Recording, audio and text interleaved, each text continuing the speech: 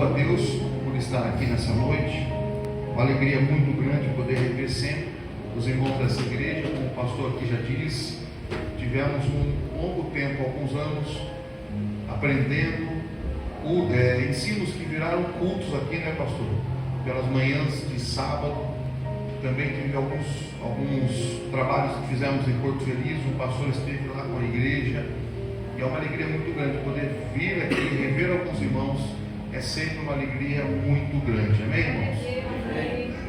Quantos acreditam que Deus tem uma palavra para a nossa vida hoje? Amém. Amém? Louvo a Deus pela vida da minha esposa, a pastora Pauline. Que Deus abençoe sempre. Está me acompanhando e intercedendo por mim nessa noite. Queridos, somente a parte B do versículo 35, que diz assim: passemos para outra margem. Quem pode repetir comigo? Passemos para outra margem. Quem disse isso, irmãos? Jesus. Jesus está nos dizendo algo hoje. Jesus está nos liberando uma palavra profética nessa noite. Eu não sei qual é a resposta de Deus que você veio pedir ou a situação que você está vivendo hoje, mas Jesus já está falando conosco, porque essa é uma igreja que está em uma adoração crescente, e Deus responde à igreja que adora. Glória a Deus. Eu sempre digo isso. Conversava hoje pela manhã com um pastor no culto que eu participei no período da manhã, e a gente falava sobre isso, e eu dizia: culto é reação. Culto, para ser culto, tem que ter ação. A adoração é uma ação, e depois vem a reação dos céus, porque os céus reagem à ação do culto. Porque se fosse ao contrário, então quem prestaria culto aos céus a nós e não nós aos céus. Quem está entendendo isso? Amém, queridos? E hoje Deus fala com a sua igreja. Ele está reagindo no céu.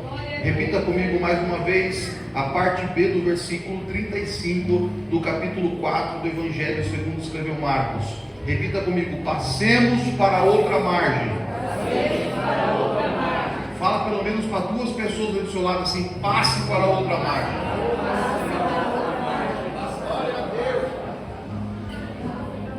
Aí você vai dizer assim: você entendeu o recado? Diga assim para ele assim: segue em frente. Glória a Deus, aleluia. É bem verdade que temos obstáculos, né? Projeto todos nós temos, sonhos todos nós temos, vontade de conquistar alguma coisa na vida todos nós temos, porém existe obstáculo, sim ou não? Sim. Mas Deus está já dando uma estratégia para nós aqui hoje. Quem quer receber? Então presta bem atenção nisso. Jesus está dizendo assim para nós: não olhe para os obstáculos, foque na palavra. Diga assim para esse irmão, fala assim: foque na palavra. E agora vem a comprovação da palavra, porque pela palavra nós vencemos, amém? No capítulo 5, e só no próximo capítulo, pergunte por quê? Porque Deus está dizendo hoje que você está indo para o próximo capítulo da sua vida. E somente a primeira parte do capítulo 5 diz assim, ó: e chegaram a outra margem. Aleluia. Quem está entendendo? Repita comigo: e chegaram a outra margem. Porque quando Jesus fala, Jesus manda, a gente vai chegar. Amém? Se assente glorificando o nome do Senhor. Queridos, o texto que nós lemos, muito conhecido, todos nós aqui com toda certeza já fomos por diversas vezes ministrados por esse texto. Um texto rico em detalhes, aonde nós temos ali uma ativação profética, uma revelação de quem era o Cristo que estava no barco com os discípulos. Mas eu não quero focar tanto naquilo em que aconteceu nesse local geográfico, naquele momento, naquele mar. e nem tanto nos personagens. Eu quero que você entenda que existem muitos tipos de linguagens e vozes que falam conosco. Todos nós queremos prosseguir para o próximo capítulo da nossa vida. Todos nós queremos vencer. Vencer é algo muito bom. Nós passamos muitas derrotas na vida. Porém, a gente sempre diz, se sobrevivemos, nós perdemos uma batalha, mas a guerra ainda não foi vencida. Faz parte. Na verdade, existem derrotas que nos fazem melhor do que uma vitória. Porque em algumas derrotas nós recebemos algumas revelações e lições que uma vitória não entrega. Vitória às vezes nos traz acomodação, nos traz uma certa forma de deixar de ter o desejo de conquistar ou prosseguir conquistando. Mas quando estamos sofrendo reveses da vida, nós começamos a pensar se de fato estamos acertando ou errando. O que eu fiz, aonde eu errei, por que não aconteceu. E em meio a essas questões que nós colocamos em nossa mente, começa a vir então algumas respostas. E essas respostas, elas vêm com um intuito de melhorar, para que a gente comece a nos moldar. Nós somos moldados melhores no meio da dor. É no meio da dor que nós começamos a perceber que há uma necessidade de mudança interior, de transformação. Você sabe que na grande maioria das derrotas que passamos na nossa vida, o culpado é uma só pessoa, somos nós mesmos. Porque quando Jesus quando Jesus nos colocou diante de nós uma vocação, Ele não falhou, Ele não errou. Quem erra somos nós. Quem falha somos nós. Muitas das vezes pela acomodação, pela desobediência, pela falta de empolgação em receber algo tão importante que Deus nos transmite. Tudo que Deus coloca para que nós possamos fazer tem que ser feito com a medida da excelência, pois a excelência é a medida dos céus. Veja que eu não estou falando em fazer algo bonito, estou falando em fazer com excelência. E o que é fazer com excelência? Fazer o máximo que você pode fazer dentro da realidade e capacidade que você tem. Então não é sobre fazer bonito, é sobre dar o melhor de si. E quando nós damos o melhor de si, no mínimo a glória de Deus se manifesta.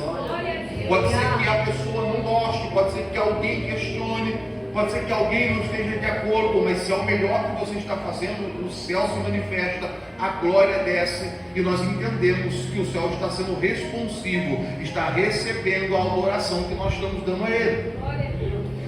Nós temos aqui os discípulos recebendo uma ordem de Jesus: passar para outra margem, atravessar um mar, passar de uma região para outra região.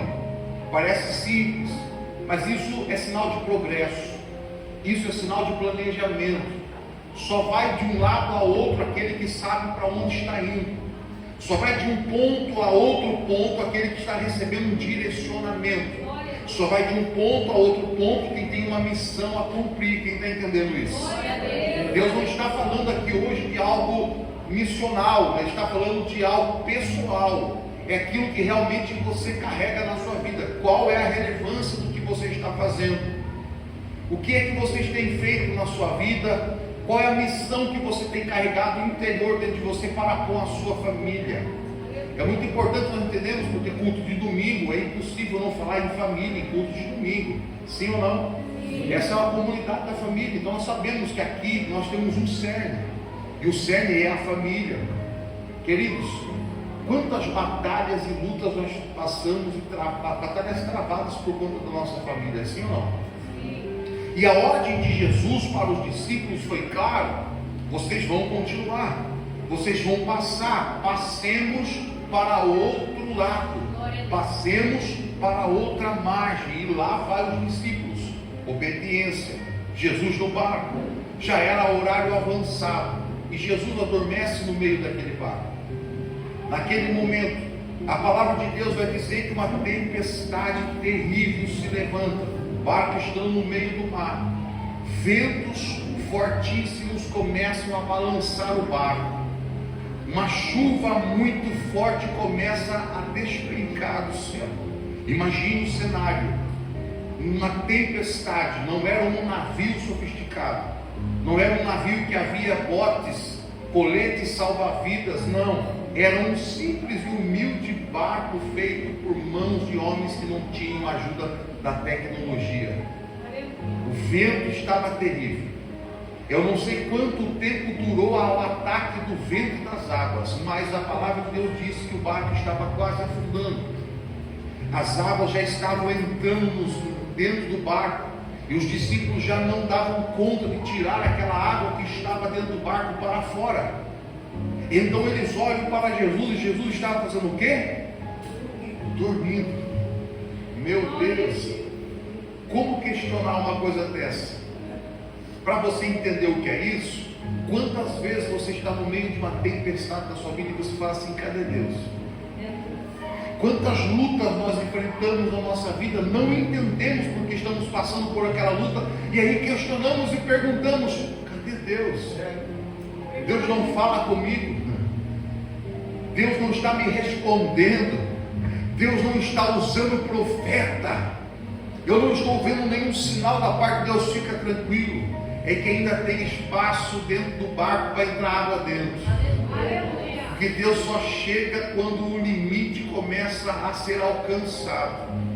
Deus trabalha no meio dos nossos limites. Irmãos, entenda uma coisa: nós temos um costume de querer pedir e chamar ajuda antes do tempo. Nós somos treinados e estamos sendo treinados para serem pessoas resistentes e resilientes. Você só vai se tornar uma pessoa resiliente quando você aprender a passar por um período de dor, sofrimento, ataque, calúnia, e ainda assim demonstrar que você continua sendo servo de Deus. Porque ser servo de Deus quando está todo mundo te elogiando, ser servo de Deus quando a igreja está cheia, ser servo de Deus quando está todo mundo te auxiliando é uma coisa.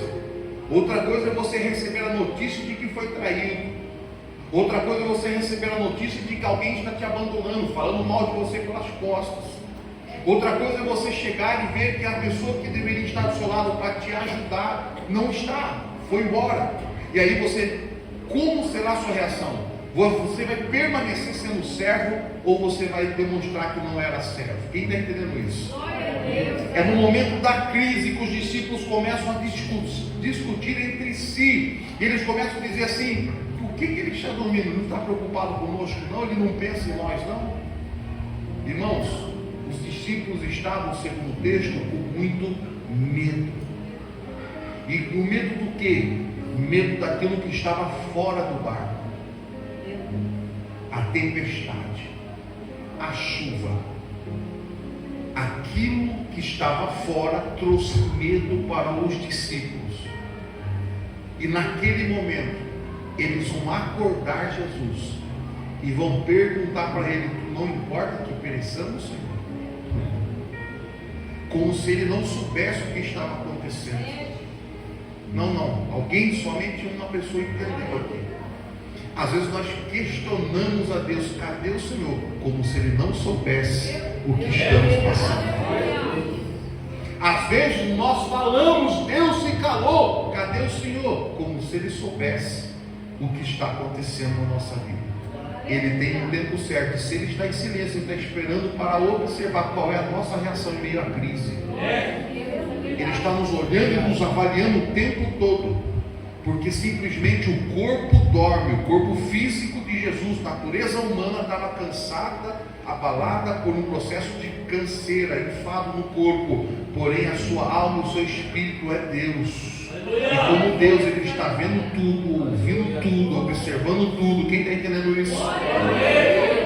Neste momento Jesus se levanta, e quando ele se levanta, ele vai liberar uma palavra.